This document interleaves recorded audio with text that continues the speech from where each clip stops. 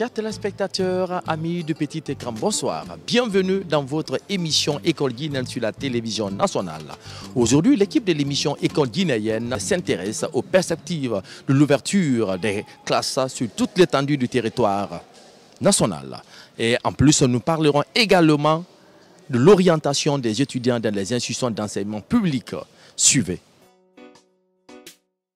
Dans le but de renforcer le système éducatif guinéen, plusieurs réformes ont été entamées par le ministre de l'Enseignement préuniversitaire et de l'Alphabétisation, parmi lesquelles l'ouverture des classes sur toute l'étendue du territoire guinéen à partir du 15 septembre de chaque année. Cette décision a été bel et bien respectée à tous les niveaux. C'est dans cette optique que l'équipe de l'émission École guinéenne a fait un déplacement pour s'enquérir des dispositions organisationnelles et des stratégies mises en place par la DCE de Ratoma pour mener à bien l'année scolaire 2017-2018.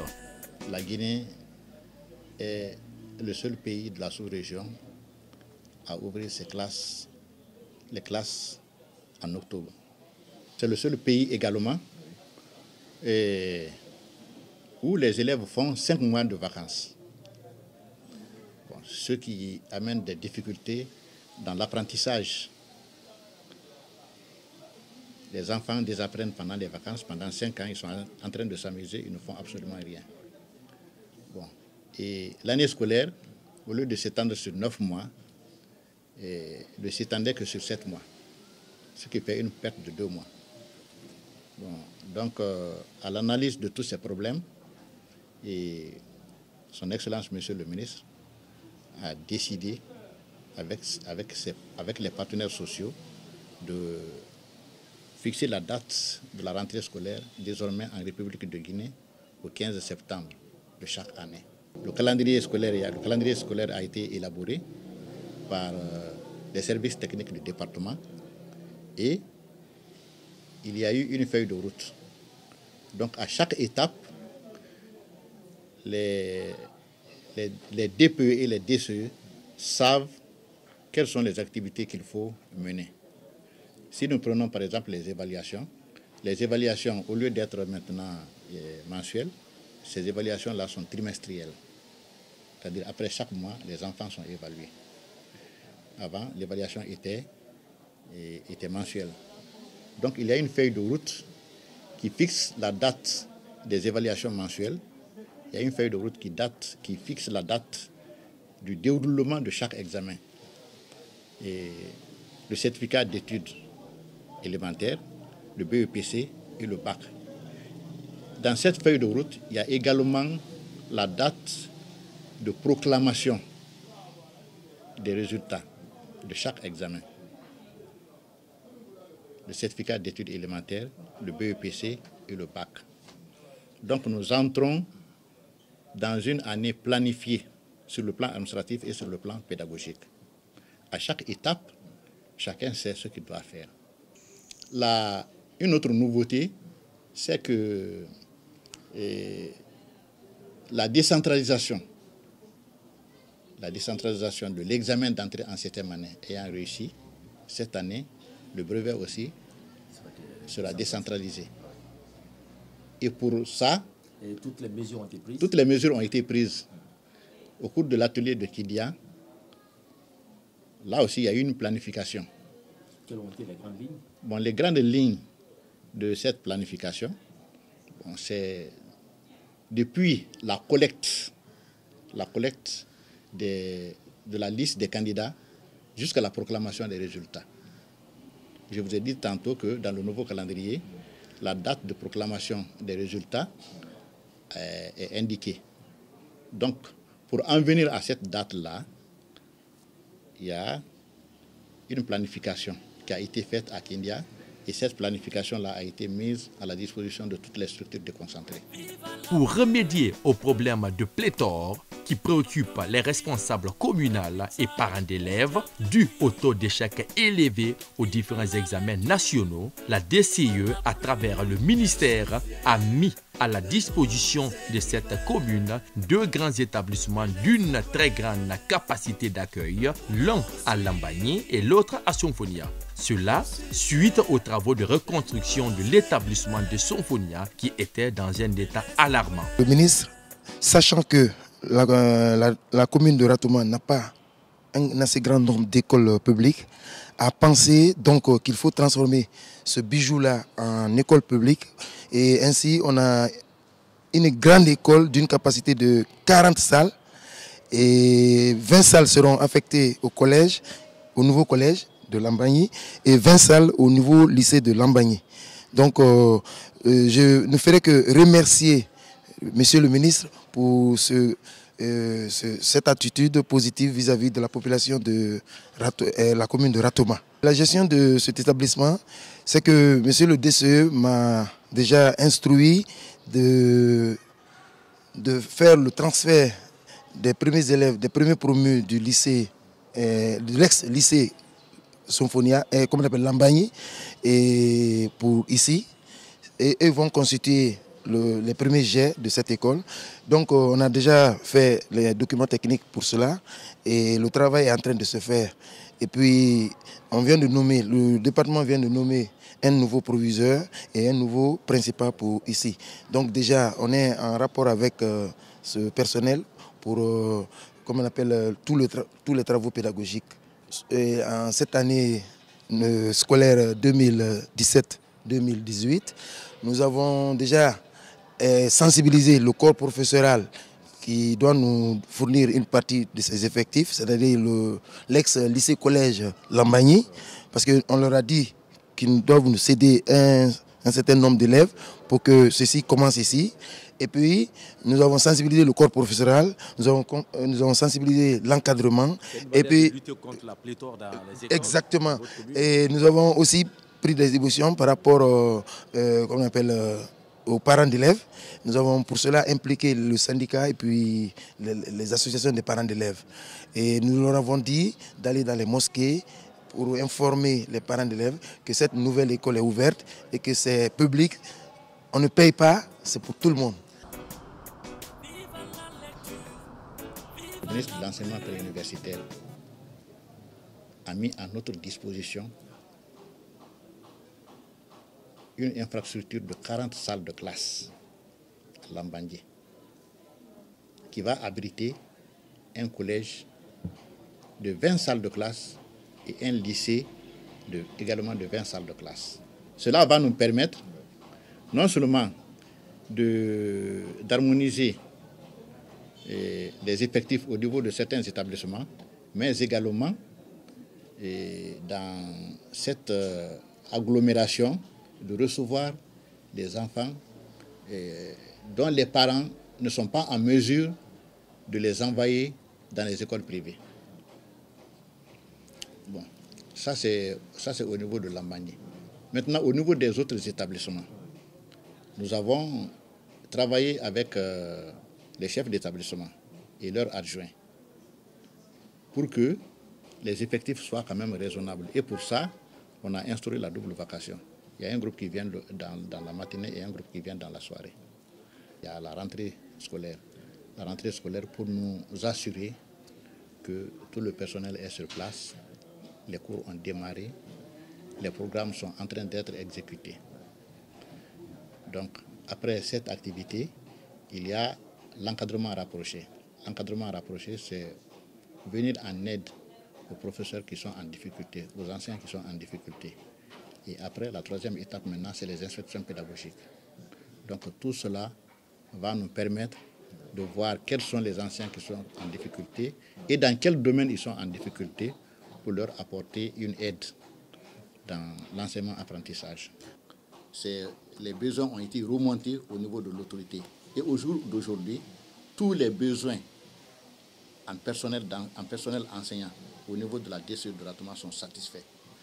Ensuite, en ce qui concerne la qualification n'est pas acquise une fois pour toutes. La qualification, c'est au fil du temps.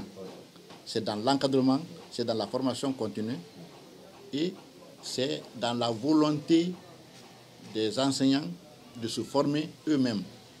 les nouveaux enseignants qui viennent d'être engagés, eux aussi vont bénéficier d'une formation dans le cadre de l'enseignement-apprentissage. Parce que beaucoup sont nouveaux et il y en a qui ont vraiment besoin de cette formation, d'un encadrement pour mener à bien leurs tâches. Nous travaillons avec les APAE, qui sont nos partenaires sociaux. Et vous vous souviendrez que la veille, avant la rentrée scolaire, les écoles et les établissements ont été assainis grâce à la collaboration des APAE.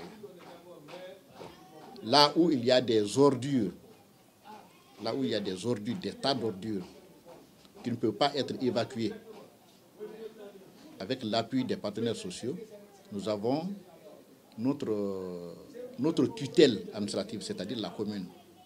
Nous nous référons à la commune qui a des véhicules pour dégager ces immondices.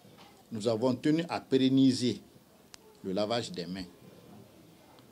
Partout où vous irez, vous trouverez des kits de lavage des mains devant les salles de classe, devant les directions. Et les toilettes? Les toilettes aussi. On a pris des dispositions avec la commune pour le curage des toilettes. Là où le bureau de l'APAE peut s'impliquer, naturellement, il y a des bonnes volontés qui viennent pour aider les bureaux de l'APAE à vraiment mettre les toilettes dans un état de fonctionnement pour que les élèves puissent être dans de meilleures conditions de travail. Chaque année en Guinée, les frais de scolarité des écoles privées augmentent de façon exponentielle. Cette situation préoccupe et inquiète les parents d'élèves. Sur ce, nous avons tendu notre cassoir à monsieur le DCE de la commune de Ratoma. Écoutez. Je voudrais dire aux parents d'élèves, surtout à la communauté de Lambangé, que le département a mis à notre disposition, à la place du lycée de jeunes filles, assise à Lambangé, 40 salles de classe, 20 pour un collège et 20 pour un lycée. Ces deux établissements ont déjà ouvert leurs portes. Tous ceux qui veulent envoyer leurs enfants dans ces deux établissements, nous les invitons à se rendre à Lambangé, ex-lycée de jeunes filles, pour les inscrire. Ça, c'est le premier appel que nous lançons. Le deuxième appel maintenant, nous invitons les parents d'élèves à nous accompagner au cours de l'année scolaire 2017-2018. Et cet accompagnement-là est indispensable pour la qualification du système éducatif. Nous voulons que les résultats des examens de la session 2018 soient meilleurs à ceux de la session 2017. Et déjà, notre ministre a pris toutes les dispositions utiles, je dis bien toutes les dispositions utiles, pour que l'année scolaire 2017-2018 se passe dans de meilleures conditions. Nous avons reçu des enseignants que nous avons déjà affectés dans des écoles. Nous avons reçu le matériel pédagogique, les fournitures, on les a reçues. Les fournitures ont été distribuées. Les tenues ont été mises à la disposition. Un mètre de tenue kaki coûte 10 000 francs. Le tissu carolé, 4 000 francs. Et la tenue bleue, 9 000 francs. Et le blanc, 9 000 francs. Comparativement au prix sur le marché, vous verrez que c'est une mesure qui vient alléger la charge des parents d'élèves. Je vais dire aux parents d'élèves que les diplômes du baccalauréat et les diplômes du BEPC sont gratuits. Ces diplômes-là sont gratuits. Je lance un appel à tous les parents d'élèves pour ne pas qu'ils donnent de l'argent pour enlever ces diplômes. Seul le diplôme de l'entrée en 7e année va être vendus. Et pour cette année, l'année prochaine, le ministre nous a dit que ces diplômes-là seront gratuits. Donc ce sont des mesures qu'il faut saluer et qui viennent alléger vraiment la charge des parents d'élèves.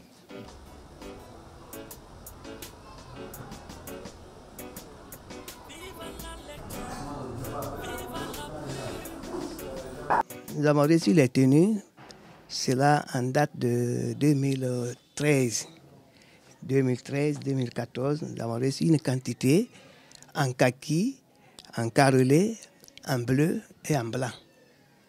Donc la quantité était 1346 rouleaux.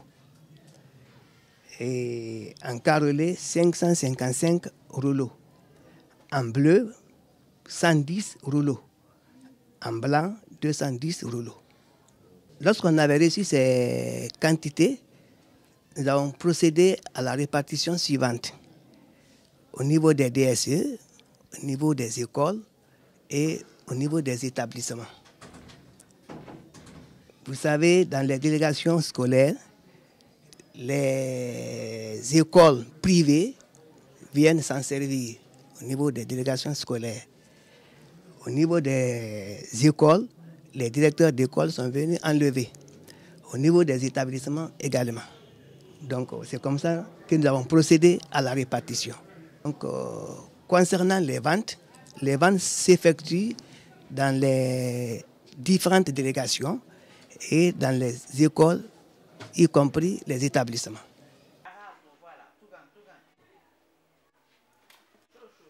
Cette année, pour la rentrée scolaire 2017-2018, j'ai reçu un cahier de 100 pages, 1361 cahiers de 100 pages. Un cahier de 200 pages, j'ai reçu 1361 cahiers de 200 pages. Maintenant, en craie blanche, puisque nous n'avons pas pu avoir de la craie de couleur, en craie blanche, j'ai reçu 2265 boîtes de craie blanche, ce qui a été reparti entre les écoles pour un départ. Les bacheliers de cette année ne seront pas orientés dans les institutions d'enseignement supérieur public suite à une décision des autorités en charge du ministère de l'Enseignement supérieur et de la Recherche scientifique. Le pourquoi, écoutez le secrétaire général du dit ministère. Nous avons annoncé par un communiqué radiodiffusé l'ouverture des classes pour le 16 octobre prochain. Donc lundi 16 octobre à 8 h, les cours inscription et réinscription démarrent conjointement. Et il faut signaler aussi que la plateforme d'inscription et de réinscription va être ouverte à partir du 1er octobre pour permettre aux étudiants de venir valider leur inscription ou leur réinscription dans les institutions et aussi permettre aux services de scolarité des institutions d'enseignement supérieur de récupérer ceux-là qui se sont fait valider pour éviter le retard. Parce que les années passées, nous sommes dans la 3e année de l'expérimentation de cette inscription en ligne. Les 2 dernières années, nous avons eu assez de difficultés de validation des uns et des autres. Cette année, nous allons mettre tout le mois d'octobre à profit. Avant même le démarrage des cours, nous allons ouvrir la plateforme pour que les gens commencent à se valider avant même de rejoindre leur établissement. Techniquement, tout est mis en place. La plateforme, elle est prête. Le 1er octobre à 0 h, elle va être ouverte. Nous allons même informer les recteurs et directeurs généraux des institutions d'enseignement supérieur dans ce sens pour qu'ils puissent prendre les dispositions nécessaires pour diffuser l'information au sein de leurs campus respectifs. Et il vous souviendra que cette opération ne se passait pas de cette façon.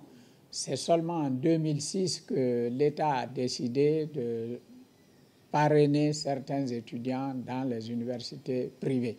Mais avant 2006, les universités privées recrutaient sans l'aide de l'État. Il y en a même qui ont fait des déclarations suite au fait qu'on n'orientait pas de première année, qui sont très contentes pour dire maintenant nous allons voir les vrais. Le privé vient pour résorber le trop-plein de l'État. Et comme cette année, il n'y a pas de trop-plein, mais le public peut absorber. L'année prochaine, on va voir en fonction de ce que le baccalauréat va nous donner, comment ça va se passer. Et l'année dernière, les universités publiques ont absorbé 27 000. Donc, tirez la conclusion. Cette année, il n'y a que 23 000. Il n'y a pas à privilégier quelqu'un. Il n'y a pas de compétition. Si vous prenez comme ça, vous faussez le jeu. Public et privé, c'est enseignement supérieur tout court. Quelle est la différence? C'est que d'un côté, les frais sont plus élevés, de l'autre, ils sont moindres. Et quand il y a problème, l'État ne peut pas aller, parce que ça a commencé en 2006. Hein. À votre temps, vous êtes passé par le concours. Et ce concours n'a jamais fait 50% de réussite. Et il n'y avait jamais de problème. C'est en 2006, on a dit bac égale université, donc l'État était dans l'embarras. Il fallait tendre la main. Et cette main tendue, c'était vers qui? Vers le sous-secteur de l'enseignement supérieur privé. Pour réussir ce pari, plusieurs infrastructures scolaires sont en cours de réalisation à Conakry et à l'intérieur du pays. Entre autres, l'université Gamal Abdel Nasser de Conakry, l'université de l'Abbé, etc. L'objectif étant d'absorber désormais la totalité de tous les admis au baccalauréat dans les universités publiques du pays, en plus diminuer considérablement la saigne financière de l'État. Le profil arabe expérimental, cette année, il n'y a eu que 50 admis. Le profil arabe social, 439. On n'a pas de problème avec le franco-arabe. On leur a dit, vous pouvez aller en arabe, vous pouvez aller partout où vous pouvez tenir. L'année dernière, on est allé jusqu'à leur proposer, si vous allez quelque part, vous ne tenez pas, vous êtes dans Conakry ici, on vous retourne au département d'arabe à Somphonia. Ça a bien marché. Je crois que cette année, ils n'ont pas posé de problème particulier, les 439. Parce que arabe expérimental, on n'a jamais eu de problème. C'est avec arabe social, il y a des problèmes. Et dans le courant de l'année, nous avons fait une évaluation à mi-parcours de notre formation en arabe. Il s'est avéré que la plupart des enseignants qualifiés sont à l'université de Somphonia. Nous avons mandaté le département d'arabe de Somphonia de faire une visite de terrain à Kankan et à l'Abbé, là où se trouvent les deux autres départements. Au retour de mission, au vu de leur rapport, nous avons décidé de redéployer certains enseignants qualifiés de rang magistral à l'intérieur du pays. Parce qu'à l'Abbé, il n'y a qu'un seul qui a le doctorat.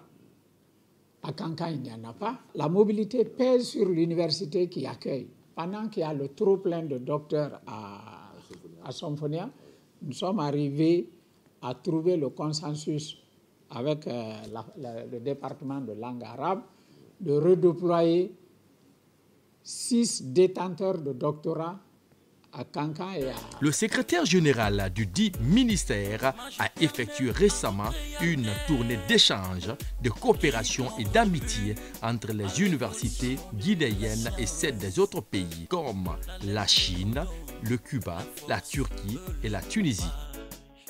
Nous sommes venus dans ces pays pour voir les possibilités de collaboration et de coopération entre nos universités et les universités de ces pays concernés. À Cuba, nous avons posé le problème, c'est un ancien accord de coopération que nous voulons réveiller qui a été noué entre l'université de Zérékoré et l'université centrale de Las Villas à Santa Clara, un peu au centre du pays à Cuba. Et nous avons réveillé et cet accord devrait bientôt être signé pour la mobilité des enseignants et des étudiants et des formations post-universitaires en commun.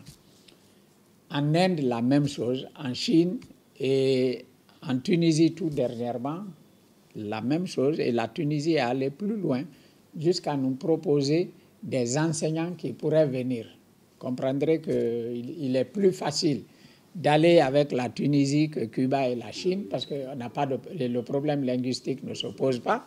Nous sommes tous en zone francophone. Donc nos étudiants pourraient aller et eux aussi devraient pouvoir venir pour enseigner chez nous. D'ailleurs, c'est l'accord le plus pressant parce qu'ils nous demandent d'ici fin octobre d'exprimer nos besoins. Ils vont voir ce qu'ils peuvent en matière de formation des formateurs. Parce que tout notre problème, il faut renforcer les capacités de nos enseignants pour mieux qualifier le sous-secteur de l'enseignement supérieur. On n'a plus d'effectifs pléthoriques comme tels. Hein. Les effectifs pléthoriques sont en train de disparaître. L'année dernière, on avait eu un peu, mais cette année, il n'y en aura pas. Aucune classe ne devrait dépasser 400. Et quand je dis 400, c'est peut-être droit, sciences politiques. Sinon, les autres sont à moins de 400. Jusqu'aujourd'hui, le problème d'infrastructure ne se pose pas. Beaucoup d'universités ont eu à réaliser sur la subvention que l'État leur accorde et quelques salles de classe. Nos institutions ne sont pas assises sur leur laurier.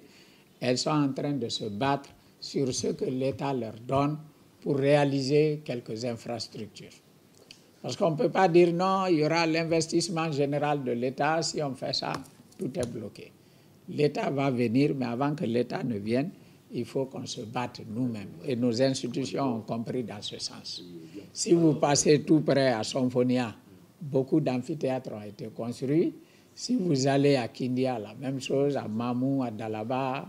Je ne parle pas des écoles là où l'État est en train de faire, comme Gamal Ben Nasser ou l'Abbé Cancan. Farana, il y a beaucoup d'infrastructures et un peu partout. Dans les conditions actuelles, il n'y a aucune mesure. Parce qu'il faut être sincère. Quand il y avait le concours, il y avait la mesure. Comme c'est tout le monde qui rentre, il n'y a plus de discrimination. À votre temps, on avait pris une décision qui n'était écrite nulle part. Toutes les filles qui ont le bac en sciences mathématiques et qui se présentent au concours doivent être déclarées admises. On était arrivé à cela et ça a donné même de l'engouement aux filles de venir vers les sciences et techniques. Et un peu plus tard, on avait un projet à l'enseignement supérieur qui s'appelait PADES, le projet d'appui au développement de l'enseignement supérieur, qui nous a accompagnés. Un projet qui était financé par la Banque mondiale. Ayant compris qu'on avait cette politique d'équité ou du genre, ce projet nous a accompagnés par un tutorat pour les filles et femmes qui sont à l'enseignement supérieur. Et ce programme de tutorat a couvert toutes les institutions d'enseignement supérieur. Et un fonds avait été dégagé pour prendre les filles qui sont dans les sciences et techniques dans ces universités-là. On a des critères spécifiques pour des cas extrêmes. Et par exemple, je veux parler des malvoyants. Les malvoyants, on a un critère parce qu'eux, ils utilisent le braille. Malheureusement, on n'en a pas dans nos institutions pour le moment. Nous nous sommes dit, les malvoyants qui arrivent à se battre jusqu'au baccalauréat, il faut les accompagner. Mais ils ont une association aussi qui est très dynamique. Dès que les résultats sont proclamés, le président de l'association, il prend son bâton de pèlerin, il vient nous voir. Attention, j'ai mes enfants dans le lot, prière ne pas les éloigner parce qu'ils sont pris en charge ici. Et nous tenons toujours compte. Hommage éternel à vos créateurs qui contribuent à l'évolution de la science. Chers téléspectateurs, comme vous le constatez, nous étions avec Dr Bingo Madi Touré, le secrétaire général du ministère de l'Enseignement supérieur de la recherche scientifique. Avec lui, nous avons abordé beaucoup de questions autour de l'orientation et l'ouverture prochaine des classes.